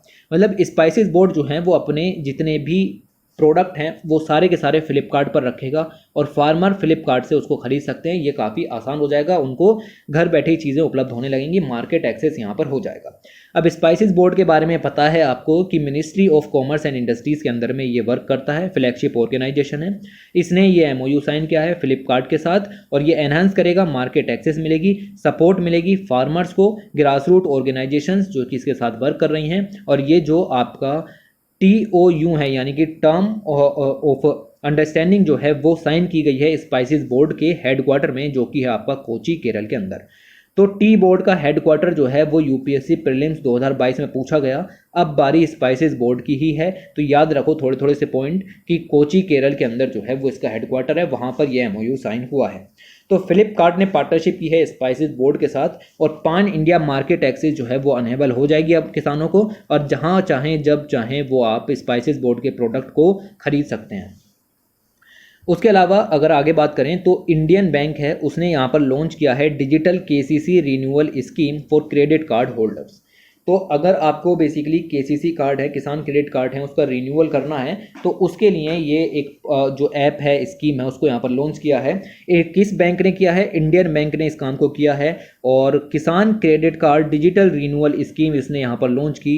और इसको अगर आपको रिन्यूअल कराना है जो केसीसी अकाउंट होल्डर्स हैं, तो आपको इंडियन बैंक का Indo OASIS mobile app download करना पड़ेगा। इंटरनेट बैंकिंग पोर्टल है या IB की वेबसाइट है, इंडियन बैंक की वेबसाइट है, उसके जरिए आप अपना जो केसीसी कार्ड है उसको रिन्यूअल करा सकते हैं।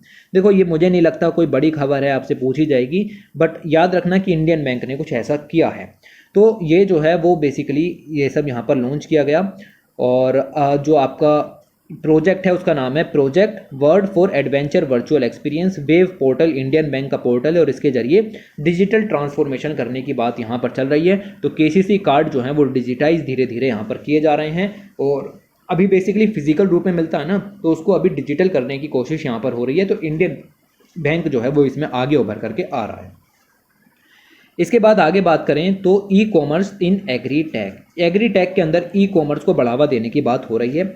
Open network for digital commerce has partnered with NABARD to activate e commerce in agritech.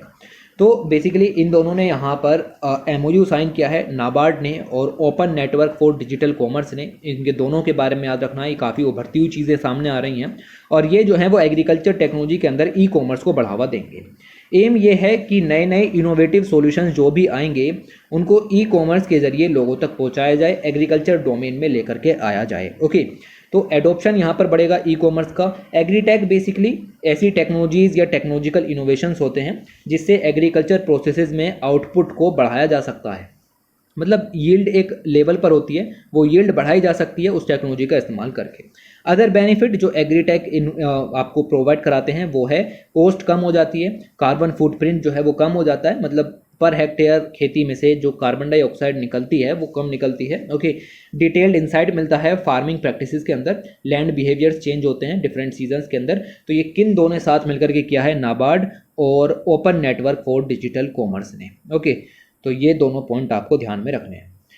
Pink wall warm news के अंदर में यहाँ पर आ गया। मैंने अभी आपको अमेरिकन वॉल वॉर्म के बारे में बताया, ठीक है। तो ये सब चीज़ें रिलेट करते रहा करो। ये सब चीज़ किस चीज़ से एसोसिएटेड होगी? वॉल वॉर्म जो है वो बेसिकली कॉटन से एसोसिएटेड होता है, तो उसके आगे पिंक, अमेरिकन ये सब लगता रहता है, तो इसको ध्यान में रखना। रिसेंटली जो पिंक वॉल वॉर्म है उसका इन्फेस्टेशन देखने के लिए मिला, मतलब उसने हमला किया कहाँ पर? पंजाब और हरियाणा की कॉटन क्रॉप साइकिल के अंदर। पंजाब और हरियाणा में कॉटन उगाई जा रही है, अभी अर्ली स्टेज में है, और वहाँ पर ही पिंक वॉल वॉर्म के अटैक देखने के लिए यहाँ पर मिल रहे हैं। पिंक वॉल वॉर्म जो है वो बेसिकली इंसेक्ट है और कॉटन के अंदर ये पेस्ट को यहाँ पर जो है वो डाल देता है। Possibly a native of eastern Indian Ocean region का ये नेटिव उभर करके आता है। एडल्ट फीमेल पिंक वॉलवॉर्म जो हैं वो कॉटन बॉल्स पर अपने जो एग्स हैं उनको ले करती हैं। Once hatch the larva eat the seed, seed खत्म हो जाता है, फाइबर जो है वो डैमेज हो जाती है और यील्ड और क्वालिटी खत्म हो जाती है। तो पिंक वॉलवॉर्म कैसे अफेक्ट करता है कॉटन को, ये आपको इस पर्टिकुलर पॉइंट के अंदर में बात पता लग गई। Pink bollworm is resistance to the first generation transgenic BT cotton and insecticide. Okay, तो ये भी चीज़ें आपको ध्यान में रखनी है कि बीटी कॉटन वगैरह पर थोड़ा सा आपको मिलेगा कि रेजिस्टेंस है पिंक वॉलवॉर्म, और ये पॉइंट सब के सब ध्यान में रखो। Ministry of food processing industries news के अंदर में आ गई और इन्होंने इनवाइट किया है एप्लीकेशंस को under the sub scheme of प्रधानमंत्री किसान संपदा योजना। प्रधानमंत्री किसान संपदा योजना के अंदर सब स्कीम्स हैं, उसमें एप्लीकेशंस को ओपन किया गया है। किसान संपदा योजना बेसिकली सेंट्रल सेक्टर स्कीम है और मॉडर्न इंफ्रास्ट्रक्चर को तैयार करने के लिए ये स्कीम चलाई गई थी ताकि सप्लाई चेन मैनेजमेंट किया जा सके। सप्लाई चेन मैनेजमेंट वगैरह आपको समझ में तो आता होगा कि कैसे प्रोडक्शन से लेकर के कंजम्पशन तक का सिस्टम है वो कैसे चलेगा, तो उसको जो है वो सप्लाई चेन कहते हैं और उसके मैनेजमेंट करने की ज़रूरत है। उसमें इंफ्रास्ट्रक्चर चाहिए, ट्रांसपोर्टेशन के लिए इंफ्रास्ट्रक्चर चाहिए, तो वो सब चीज़ें भी डेवलप की जाती हैं from farm gate to the retail outlet. मैंने बताया farm gate to retail outlet. तो जो किसान संपदा योजना है अम्ब्रेला स्कीम है और लगभग 7 सब स्कीम इसके अंदर में यहाँ पर हैं और इसको बढ़ा करके 2021-22 से 2025-26 तक कर दिया है और इसके लिए 4,600 करोड़ का एक्स्ट्रा एलोकेशन भी यहाँ पर किया गया है। Ministry of food processing industry जो है वो mostly credit linked financial assistance, जिसको कहते हैं कैपिटल सब्सिडी, वो उपलब्ध कराते हैं ग्रांट इन एड के रूप में, तो जिसकी वजह से इंडस्ट्रीज़ को, फूड प्रोसेसिंग इंडस्ट्रीज स्पेशली, उनको एंटरप्रेन्योरशिप सेटअप करने में दिक्कत नहीं आती। तो इसके लिए एप्लीकेशन यहाँ पर है, आप इसमें अप्लाई करोगे तो आपको बेनिफिट मिलेंगे। अगर आप एक फूड प्रोसेसिंग इंडस्ट्री या फिर एंटरप्रेन्योर खोलना चाहते हैं तो इसमें आपको मदद दी जाएगी। जो भी स्कीम आपकी प्रधानमंत्री किसान संपदा योजना के अंदर में सब स्कीम चल रही होंगी। बात समझ में आई? तो वही ऐसे छोटी छोटी चीज़ें न्यूज़ में आती रहती हैं, बट आपको पता होना चाहिए कि किसान संपदा योजना क्या है और ये जो है वो कैसे जो है वो वर्क करती है। तो आप देख सकते हो कि प्रधानमंत्री किसान संपदा योजना के अंदर में स्पेशली जो है वो 7 यहाँ पर कह सकते हैं कि सब स्कीम आ जाती हैं, जैसे ह्यूमन रिसोर्स इंस्टीट्यूशंस का डेवलपमेंट है या scheme for creation of backward and forward linkages है। ऐसे ही फूड सेफ्टी और क्वालिटी एश्योरेंस के लिए इंफ्रास्ट्रक्चर तैयार करना है। ऐसे ही मेगा फूड पार्क जो हैं वो डेवलप करने हैं। इंटीग्रेटेड कोल्ड चेन है, ये सब इंफ्रास्ट्रक्चर डेवलप करना है। इंस्टीट्यूशंस भी डेवलप इंफ्रास्ट्रक्चर में आ जाते हैं, क्लस्टर्स भी इंफ्रास्ट्रक्चर में आ जाते हैं। फिर इधर आप देखोगे कि एक्सपेंशन जब बात होती है करने की तो फिर वो भी इंफ्रास्ट्रक्चर में ही चीज़ें आ जाती हैं। तो कुल मिला के इंफ्रास्ट्रक्चर, कैपेसिटी बिल्डिंग, ये सब काम इसके अंदर में किए जाएंगे, तो आपको ये सारे पॉइंट पता होने चाहिए। पीयूष गोयल ने इनोग्रेट किया मैंगो फेस्टिवल बेल्जियम के अंदर। बेल्जियम के अंदर हर साल मैंगो फेस्टिवल जो है वो मनाया जाता है। 17 जून को पीयूष गोयल, जो कि यूनियन मिनिस्टर कॉमर्स इंडस्ट्रीज़ के हैं, उन्होंने ब्रुसेल्स बेल्जियम के अंदर बेसिकली मैंगो फेस्टिवल यहाँ पर सेलिब्रेट किया। बेल्जियम जो है वो अवेयरनेस को रेज करता है यूरोपियंस के बीच में कि इंडियन जो मार्केट है वहाँ के मैंगोज़ काफ़ी फेमस यहाँ पर हैं और एक बिग सप्लायर है ओके मैंगोज़ का इंडिया। ओके, पूरी दुनिया में हमारे यहाँ से जो मैंगोज़ हैं वो सप्लाई होते हैं और स्पेशली बेल्जियम के अंदर, और बेल्जियम हर साल पहला दूसरा कंसाइनमेंट जो है वो उसको मंगाते रहते हैं। तो ये चीज़ें थोड़ी सी याद में रखना कि मैंगो फेस्टिवल सब कहाँ होते हैं, बेल्जियम वगैरह के अंदर में। फिर ministry of food processing industries, इन्होंने इनोग्रेट किया the national conference on millets. ठीक है, तो मिलेट्स का इंपॉर्टेंस मैं 1000 बार बता चुका हूँ, अब चीज़ें थोड़ी सी रटनी छोड़ो, समझनी शुरू करो। मिलेट्स के बारे में 1000 बार बताया है, बायो फोर्टिफिकेशन के बारे में बताया, तो ये जो चीज़ें हैं उभर करके आ रही हैं, इनको पता रहना चाहिए आपको। खैर, ये कॉन्फ्रेंस यहाँ पर हुई और इस कॉन्फ्रेंस की थीम रखी गई the future super food for India. तो मिलेट्स को सुपर फूड कहा जाता है, क्यों? क्योंकि इनके अंदर न्यूट्रिशनल वैल्यूज ज़्यादा होती हैं, इसकी वजह से। तो मिलेट्स जो हैं वो बेसिकली स्मॉल सीडेड ग्रास होती हैं और that grow as cereal crop या grain for human food and fodder के रूप में इस्तेमाल की जा सकती हैं, ह्यूमन फूड के रूप में इस्तेमाल की जा सकती हैं। सुपर फूड कहा जाता है क्योंकि इसके अंदर न्यूट्रिशंस होते हैं like protein, vitamin A, iron, iodine जैसे, और खरीफ सीजन में स्पेशली उगाई जाती है लाइक पियल मिलेट है, फिंगर मिलेट है या ज्वार है। ये खरीफ क्रॉप हैं और जुलाई से अक्टूबर में उगाई जाती हैं। एग्रो क्लाइमेटिक कंडीशन भी दी गई हैं, इसके लिए आपको लोमी सॉइल की ज़रूरत पड़ेगी। एरिड और semi arid regions of Haryana, Uttar Pradesh, Chhattisgarh, Gujarat, Rajasthan, इन इलाकों में उगाई जा सकती है। तो आपसे वही पूछेगा कि निम्नलिखित में से कौन से जो स्टेट्स हैं वो बेस्ट हैं आपके मिलेट्स के प्रोडक्शन के लिए। तो याद रखना ये हरियाणा है, उत्तर प्रदेश हैं, छत्तीसगढ़ हैं, ये सब स्पेशली बेहतर इलाके हैं, एग्रो क्लाइमेटिक कंडीशन सेटिस्फाई करते हैं। तो ये सब किया जा रहा है नेशनल कॉन्फ्रेंस ऑन मिलेट्स के अंदर। बताया गया कि मिलेट्स की आखिर इतना सिग्निफिकेंस क्यों है, किसको उगाने की हम बात कर रहे हैं। तो इसमें मैकेनाइजेशन की ज़्यादा ज़रूरत नहीं पड़ती, साथ ही साथ ये ड्रोट में भी खड़ी रह सकती हैं, मतलब पानी कम हो, सूखा हो तो भी ये उग सकती हैं। इसके अलावा फूड डिमांड को मीट कर सकती हैं, used as food and fodder दोनों की तरह यूज़ की जा सकती है मिक्स्ड फार्मिंग सिस्टम के अंदर। ट्रेडिशनली जो है वो ट्राइबल्स के द्वारा प्रैक्टिस भी की जाती थी, जैसे कर्नाटक का रागी हव्वा, ये फेस्टिवल भी यहाँ पर है। ओके, तो ये इसको यहाँ पर मनाते भी हैं। इसके अलावा जो good ability of sequester carbon, carbon sequestration की एबिलिटी अच्छी होती है, मतलब वातावरण से कार्बन को एब्जॉर्ब करने की पावर इनके अंदर ज़्यादा होती है, तो क्लाइमेट एडेप्ट करने में भी मदद मिल जाती है। क्लाइमेट एडेप्टेशन का मतलब तो समझते होगे। क्लाइमेट एडेप्टेशन का मतलब ये है कि क्लाइमेट चेंज लगातार हो रहा है। ओके, वातावरण तेज़ी से बदल रहा है, तो साधारण तरीके से गेहूं चावल वगैरह उगाते रहोगे तो एक दिन ऐसा आएगा कि भारी हीट वेव्स आएंगी और सारा का सारा जो गेहूं चावल है वो सब खत्म हो जाएगा। फिर खाने के लिए क्या बचेगा? फूड सिक्योरिटी हासिल होगी? नहीं हो पाएगी। तो उसके लिए आपको मिलेट्स उगाने पड़ेंगे, चाहे हीट वेव्स आएँ चाहे कुछ आएँ, मिलेट्स आपके यहाँ पर खड़े रहेंगे खेत के अंदर और आपको अच्छी मात्रा में जो है वो फूड यहाँ पर उपलब्ध होगा। तो ये कहा जाता है क्लाइमेट एडेप्टेशन। कुछ भी हो, क्लाइमेट चेंज का आप पर फर्क नहीं पड़ना चाहिए, that is called climate adaptation. धीरे धीरे एडेप्ट होने लगते हैं, उसको कहा जाता है। कर्नाटक ने साइन किया है एमओयू, और ये जो वुमेन सेल्फ हेल्प ग्रुप्स हैं उनकी मदद करेगा ऑर्गेनिक फार्मिंग को प्रमोट करने में। और इसके लिए सीएम ने इनोग्रेट किया लार्जेस्ट आई की ईए स्टोर। तो आई की ईए स्टोर जो है वो इन्होंने यहाँ पर इसको बेसिकली इनोग्रेट भी यहाँ पर किया है। तो 2 एमओयू साइन किए हैं, किसने? कर्नाटक की सरकार ने, जो कि इकोनॉमिक एक्टिविटीज़ को बढ़ाने में मदद करेंगे वुमेन सेल्फ हेल्प ग्रुप की, साथ ही साथ ऑर्गेनिक फार्मर्स जो भी हैं उनकी मदद करेंगे, उनको फैसिलिटेट करेंगे कि अपना जो प्रोड्यूस है उसको डायरेक्टली कंज्यूमर तक बेचें। देखो, ऑर्गेनिक फार्मिंग करने में एक दिक्कत यही आ रही है सामने कि ऑर्गेनिक फार्मिंग के लिए मार्केट एक्सेस नहीं है। कहाँ बेचें कि वो ऑर्गेनिक प्रोड्यूस बिक जाए, तो कहाँ बेचें ये उपलब्ध कराने के लिए कर्नाटक की सरकार ये काम करेगी और बताएगी कि आप डायरेक्ट कंज्यूमर तक कैसे यहाँ पर बेचोगे। तो इसके अंदर लगभग 100 से लेकर के 150 के करीब एग्जिस्टिंग जो सेल्फ हेल्प ग्रुप्स हैं या वुमेन लेड ओरिएंटेड एंटरप्राइजेज हैं कर्नाटक के अंदर, उनकी मदद जो है वो यहाँ पर की जाएगी on behalf of the government. Sanjeevani नाम का आपको मिलेगा कि एक Karnataka state rural livelihood promotion society है संजीवनी नाम की, वो इसमें हमारी जो है वो मदद करेगी कर्नाटक के अंदर। देखो, स्टेट लेवल की खबर है तो आपको जो है वो इस पर थोड़ा सा कम ध्यान देना है, लेकिन हाँ आपको पता होना चाहिए कि किसने ये सब काम जो है वो यहाँ पर किए हैं और ये सब चीज़ें मिल करके आपकी जो है वो मदद यहाँ पर की जाएगी। तो ये सब स्टोर वगैरह खोल करके वहाँ ऑर्गेनिक प्रोडक्ट उनकी मार्केटिंग की जाएगी, उनको बढ़ावा जो है वो यहाँ पर दिया जाएगा।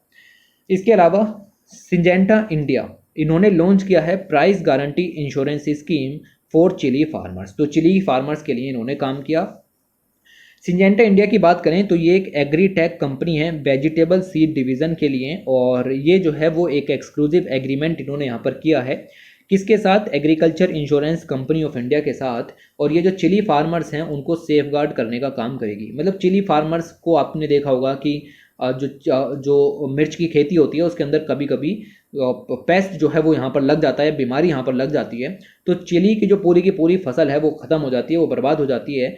तो उसी को रोकने के लिए बेसिकली अगर फसल बर्बाद हो गई तो आपको उसका क्लेम मिल जाएगा, इंश्योरेंस मिल जाएगा। जैसे सिंपल सा बात है कि फसल बीमा योजना के अंदर में काम होता है, ऐसे ही सब ये कुछ प्राइवेट इन्वेस्टर्स मिलकर के जो है वो इस काम को कर रहे हैं। अगर अनफेवरेबल प्राइस या फ्लक्चुएशंस के कारण या अनप्रेडिक्टेबल मार्केट कंडीशंस के कारण ये काम होता है तो चिली फार्मर्स जो कि स्पेशली आंध्र प्रदेश के अंदर हैं गुंटूर जिले में, उनके लिए ये सेफ गार्ड उपलब्ध कराए गए हैं। ये पहला ऐसा इनिशिएटिव है जो कि क्रॉप प्रोटेक्शन जो है वो उपलब्ध कराता है मार्केट फ्लक्चुएशंस के अगेंस्ट। ओके, ये भी याद रखना, मार्केट में इसके प्राइस घटते बढ़ते अगर रहते हैं तो उसके अगेंस्ट भी आपको इंश्योरेंस यहाँ पर उपलब्ध होगा। अनटिल नाउ इंश्योरेंस सिर्फ और सिर्फ पेस्ट बीमारियों के कारण होता था, लेकिन अभी जो है वो मार्केट फ्लक्चुएशंस के कारण भी उपलब्ध होना शुरू हो जाएगा। तो ये चीज़ जो है वो आपको पता होनी चाहिए। उसके बाद आगे बढ़ें तो यहाँ पर हीट वेव्स आई 2022 में। आपने देखा कि मार्च है, अप्रैल है, ठीक है, वहाँ भारी मात्रा में हीट वेव्स जो हैं वो जनरेट हुई। और हीट वेव्स मैंने अभी आपको बताया कि गेहूं है, चावल है या और तरीके की कोई फसल है, उनके लिए बिल्कुल भी सही नहीं है, क्योंकि सारी की सारी फसलें हीट रेजिस्टेंस नहीं होती। तो इसके कुछ कोजेज, इम्पैक्ट और वे फॉरवर्ड जो हैं वो इंडियन एग्रीकल्चर के अंदर देखने के लिए मिलेंगे। तो ये जो सब स्टडी की गई कि इसके इम्पैक्ट क्या होते हैं, कोजेज क्या होते हैं, ये central research institute for dry land agriculture के द्वारा काम किया गया। इन्होंने बताया कि एंटी साइक्लोन जो यहाँ पर राजस्थान के वेस्टर्न पार्ट में यहाँ पर बने और साथ ही साथ वेस्टर्न डिस्टर्बेंस नहीं आया इंडिया के अंदर इस बार, यानी कि जो हरियाणा पंजाब वाले इलाके हैं वहाँ रेनफॉल की कमी देखने के लिए मिली, जिसकी वजह से हीट वेव्स जो हैं वो यहाँ पर जनरेट हो गई। एंटी साइक्लोन के कारण हॉट और ड्राई वेदर जो है वो क्रिएट हो जाते हैं, विंड जो है वो सिंक होने लगती हैं, हाई प्रेशर सिस्टम बन जाते हैं एटमॉस्फेयर के अंदर और इसकी वजह से हीट वेव्स जो है वो क्रिएट होने लगती हैं। हीट वेव्स के काफ़ी इम्पैक्ट भी पड़ते हैं। ये जो है वो आपकी ग्रेन है उसको येलो कर देता है और उसमें जो है वो फोर्स्ड मैच्योरिटी देखने के लिए मिलती है। मतलब जो एक पर्टिकुलर समय होना चाहिए राइपनिंग के लिए वो नहीं मिल पाता, फोर्स तरीके से जो है वो मैच्योरिटी देखने के लिए मिलती है। इट में रिजल्ट इन मॉइस्चर स्ट्रेस देखने के लिए मिल सकता है, मॉइस्चर की कमी हो सकती है। सिंपल सी बात है, हीट वेव्स बढ़ेंगी तो कैरिंग कैपेसिटी एयर की बढ़ जाएगी और एग्रीकल्चर फील्ड से वाटर जो है वो कम हो जाएगा। साथ ही साथ सनबर्न और फ्लोबर ड्रॉप की कंडीशंस भी मिलेंगी। इसके अलावा higher body temperature in milch या फॉल भी देखने के लिए मिलते हैं, टेम्परेचर भी बढ़ जाता है। तो हीट वेव मिटिगेशन के लिए कुछ रिकमेंडेशंस भी यहाँ पर दी गई हैं।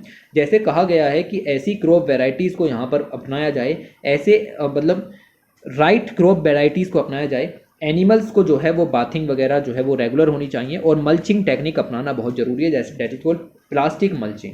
तो आप पेड़ पौधों को प्लास्टिक से ढक दो जब आपका एक्सट्रीम हीट वेव्स यहाँ पर चल रही हों और इस तरीके से काम लेना चाहिए।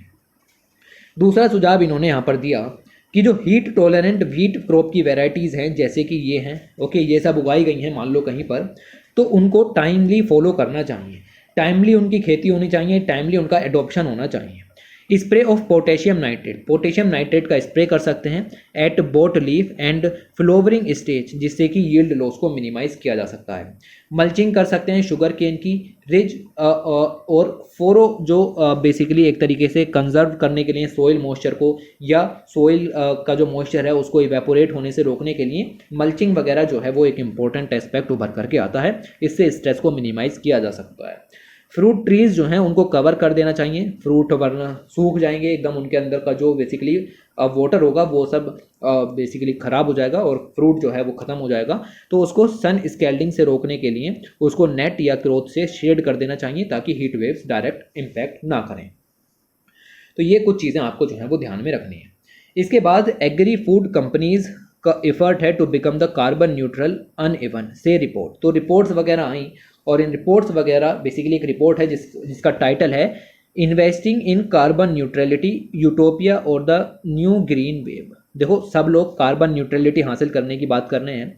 कार्बन न्यूट्रलिटी का मतलब ये है कि नेट जीरो CO2 इमिशन, और नेट जीरो CO2 इमिशन का मतलब होता है कि जितने भी एंथ्रोपोजेनिक CO2 इमिशन यहाँ पर हुए हैं उतने ही एंथ्रोपोजेनिक CO2 रिमूवल भी हो जाना चाहिए, यानी जितना ऐड किया है उतना माइनस भी कर दो ताकि बराबर में जीरो आ जाए। तो this is called net zero CO2 emission या कार्बन न्यूट्रलिटी। तो ये हासिल करने की बात बहुत सारी एग्री फूड कंपनीज कर रही हैं, लेकिन वो सच में ये करना चाहती हैं या झूठ बोल रही हैं, दैट इज कॉल्ड यूटोपिया। तो ये झूठ बोल रही हैं या फिर सच में एक नई ग्रीन वेव आने वाली है। तो रिपोर्ट किसने रिलीज की? Report UN food and agriculture organization और European bank for reconstruction and development, that is called EBRD। Very very important, बहुत बड़ी खबर है, याद रखना। इन दोनों ने साथ में मिलकर के इसको यहाँ पर रिलीज़ किया और ये जो रिपोर्ट है ये बेसिकली यही देखती है कि एग्री फूड सिस्टम के अंदर डीकार्बोनाइजेशन हो रहा है या नहीं हो रहा, मतलब एग्रीकल्चर फूड सिस्टम के अंदर से कार्बन का जो उत्सर्जन है उसको कम करने की कोशिश हो रही है या नहीं हो रही है। तो ग्लोबल एग्री फूड सिस्टम्स जो हैं वो एक कोज भी हैं और साथ ही साथ विक्टिम भी हैं क्लाइमेट चेंज के। कोज क्यों हैं? क्योंकि यहाँ से CO2 CH4 जैसी गैसें जो हैं वो निकलती हैं वातावरण के अंदर। और विक्टिम क्यों हैं? क्योंकि क्लाइमेट चेंज के कारण एग्रीकल्चर प्रोडक्शन पर जो यील्ड है बेसिकली उसकी कम होती चली जा रही है। इसके कुछ कोजेज भी हैं। एग्री फूड सिस्टम इमिशन लगभग 21% कंस्टिट्यूट करते थे anthropogenic green house gases emission का, और अब ये थोड़े से बढ़ करके 37% तक हो गए हैं। मतलब इतने लेवल से इतने लेवल के बीच में इम्पैक्ट डाल रहे हैं। इसके विक्टिम के अंदर में राइजिंग टेम्परेचर के कारण जो है वो आपका इम्पैक्ट मिलेगा। जैसा कि मैंने बताया, क्लाइमेट चेंज बढ़ेगा तो टेम्परेचर राइज होगा, जिसकी वजह से एग्रीकल्चर यील्ड कम हो जाएगी, रेनफॉल पैटर्न चेंज होंगे, सप्लाई चेन डिसरप्शन मिलेगा, फूड प्रोडक्शन कम होगा, साथ ही साथ हंगर को ख़त्म करने के जो ग्लोबल एफर्ट्स हैं वो कम हो जाएंगे। तो रिपोर्ट ने इस तरीके से कहा कि 5 एक्शन लेने पड़ेंगे अलग अलग जो स्टेक होल्डर्स हैं उनको, ताकि ग्रीनर एग्री फूड सिस्टम बनाया जा सके। सबसे पहले इन्होंने यहाँ पर बताया पहला एक्शन कि जो कार्बन न्यूट्रलिटी है उसको स्ट्रेटजिकली टारगेट यहाँ पर करना पड़ेगा। गवर्नमेंट को डीकार्बोनाइजेशन पॉलिसीज़ डेवलप करनी पड़ेंगी। साथ ही साथ जो नेशनली डिटरमाइंड कंट्रीब्यूशन है पेरिस एग्रीमेंट 2015 के अंदर में, उनको आपको अपनाना पड़ेगा। इन्होंने कहा कि जो मेथड्स हैं, टूल्स हैं, वो स्टैंडर्डाइज होने चाहिए और इम्प्रूव होने चाहिए। आपका डाटाबेस सिंपल होना चाहिए और साथ ही साथ कार्बन अकाउंटिंग के स्टैंडर्ड्स भी होने चाहिए। इन्होंने कहा कि गवर्नेंस के जो मैकेनिज्म हैं उनको साउंडली प्रमोट करो। इन्वेस्टमेंट जो है वो लो कार्बन इंडस्ट्रीज़ में होना चाहिए। प्राइवेट सेक्टर का भी कंप्लायंस बहुत ज़रूरी है। डायरेक्ट सपोर्ट कंपनीज जो हैं या फिर फार्मर्स हैं उनको डीकार्बोनाइज के लिए प्रेरित करो कि वो कम से कम CO2 वगैरह का जनरेशन करें, कार्बन का जनरेशन करें कम से कम। इसके अलावा जो कार्बन न्यूट्रलिटी है उसके लिए कम्युनिकेशन को बढ़ावा दो। किससे? एग्री बिजनेसेस हैं, फार्मर्स हैं, पॉलिसी मेकर्स हैं, उन सब के बीच में इसके बारे में जानकारी होनी चाहिए, उनको एजुकेट भी करना पड़ेगा। तो इस तरीके से एग्री फूड कंपनीज़ के ऊपर जो रिपोर्ट आई, इतना पॉइंट आपको इसके अंदर से पता होना चाहिए था। इसके बाद अगर हम आगे बात करें तो G7 जो कंट्रीज़ हैं उनकी मीटिंग हुई। ओके, मीटिंग के अंदर कुछ जो डिसीजंस हैं, निष्कर्ष हैं वो यहाँ पर लिए गए। एनर्जी है या फूड सिक्योरिटी है, तो एग्रीकल्चर एलाइड एक्टिविटीज़ के अंदर में ये काम का नहीं है, ये काम का नहीं है और ये भी काम का नहीं है। आपको फूड सिक्योरिटी के बारे में पता होना चाहिए कि आखिर क्या बात हुई G7 के अंदर फूड सिक्योरिटी के बारे में। फूड सिक्योरिटी के बारे में ये कहा गया कि जो भी हंगर या माल न्यूट्रिशन से वल्नरेबल पॉपुलेशन है उसके लिए एडिशनल 4.5 बिलियन जो डॉलर हैं उसको यहाँ पर कमिट किया जाएगा, मतलब इतना पैसा इकट्ठा किया जाएगा। और इन्होंने ये भी कहा कि हम कमिट करते हैं कि food and agriculture market open रहेंगे, किसी तरीका का बंद नहीं होगा। जैसे रशिया ने सैंक्शंस लगाए या रशिया पर सैंक्शन लगाए गए, या यूक्रेन ने सनफ्लावर ऑयल जो है उसका इंपोर्ट एक्सपोर्ट बंद कर दिया। तो ये जो सैंक्शंस हैं ये दिखाते हैं कि आपने अपना मार्केट जो है उसको क्लोज कर लिया है, लेकिन यहाँ पर बात की गई कि हम अपना मार्केट को ओपन करेंगे। तो ऐसी सभी बातें जो हैं वो G7 के अंदर में की गई। बाकी और चीज़ें भी लिखी हैं। G7 क्लाइमेट क्लब निकल करके आया, एनर्जी के ऊपर भी बात हुई या रशिया सैंक्शंस के ऊपर भी बात हुई। बट एलाइड एक्टिविटीज़ के अंदर में सिर्फ दूसरा पॉइंट आपको पता होना चाहिए था कि फूड सिक्योरिटी के ऊपर क्या बात की गई।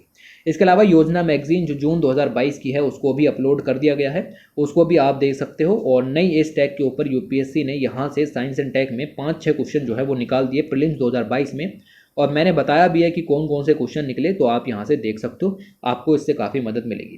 तो ये आपकी जो वीडियो है वो यहाँ पर कंप्लीट होती है। एग्रीकल्चर एलाइड एक्टिविटीज़ के जितने भी करंट अफेयर जून 2022 में न्यूज़ के अंदर थे वो सभी कवर हो गए हैं। आपको इसकी PDF चाहिए तो टेलीग्राम चैनल का लिंक जो है वो डिस्क्रिप्शन में दिया गया है, वहाँ से जा करके इस PDF को एक्सेस आप जो है वो कर सकते हो। और टोटल इतने ही काम के थे तो सारे कवर करा दिए गए हैं। और चलिए वीडियो को एंड करते हैं। Thanks for watching, take care.